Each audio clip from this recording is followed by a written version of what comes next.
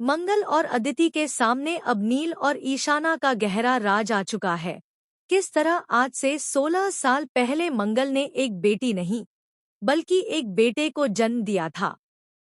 यह खबर सुनकर मंगल और अदित दोनों के ही पैरों तले जमीन खिसक जाती है।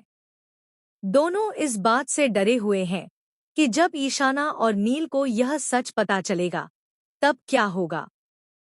मंगल और अदित नील को छोड़ना नहीं चाहते क्योंकि नील ही उनका असली बेटा है।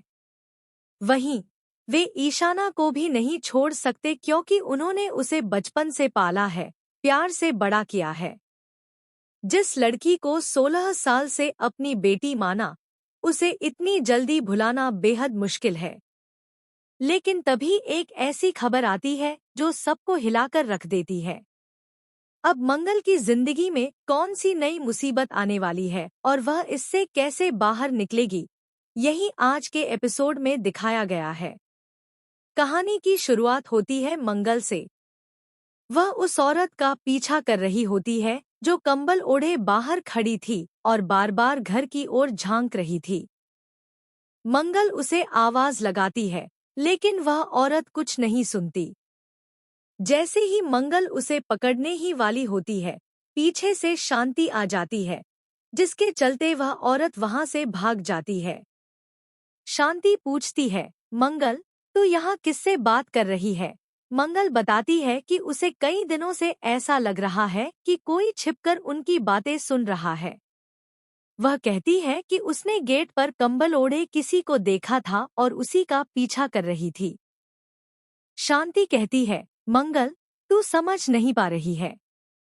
वह और कोई नहीं, वही मनहूस नील है, जिसने खाने में छिपकली डाली, ढाबे में आग लगाई और अब कुछ और बड़ी खुराफात करने की सोच रहा है।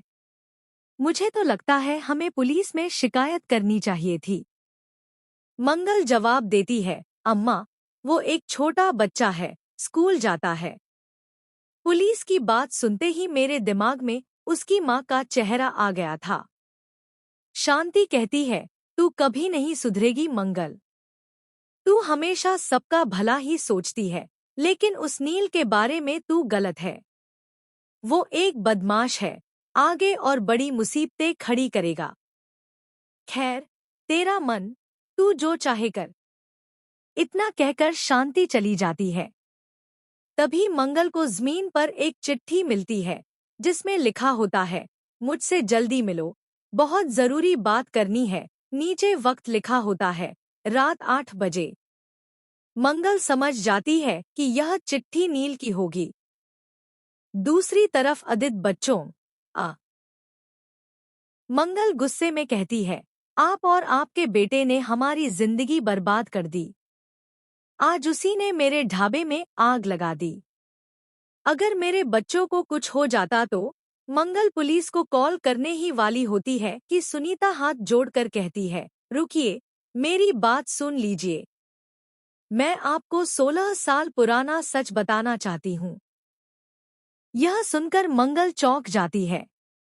सुनीता बताने लगती है कि 16 साल पहले मंगल इसी हॉस्पिटल में डिलीवरी के लिए आई थी और तब उसे एक बेटी नहीं, बल्कि बेटा हुआ था।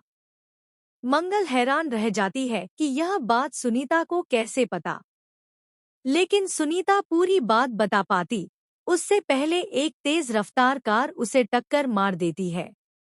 वह जमीन पर गिरकर बेहोश हो जाती है। मंगल तुरंत एम्बुलेंस बुलाकर उसे हॉस्पिटल पहुंचाती है। डॉक्टर बताते हैं कि सुनीता कोमा में चली गई है और हालत नाजुक है। मंगल का मन अब उलझन में है, क्या सुनीता सच कह रही थी या वह उसे फंसा रही थी? तभी वही डॉक्टर मिलती है जिसने 16 साल पहले मंगल की डिलीवरी की थी। वह मंगल को पहचान लेती है और कहती है, आपका बेटा कैसा है?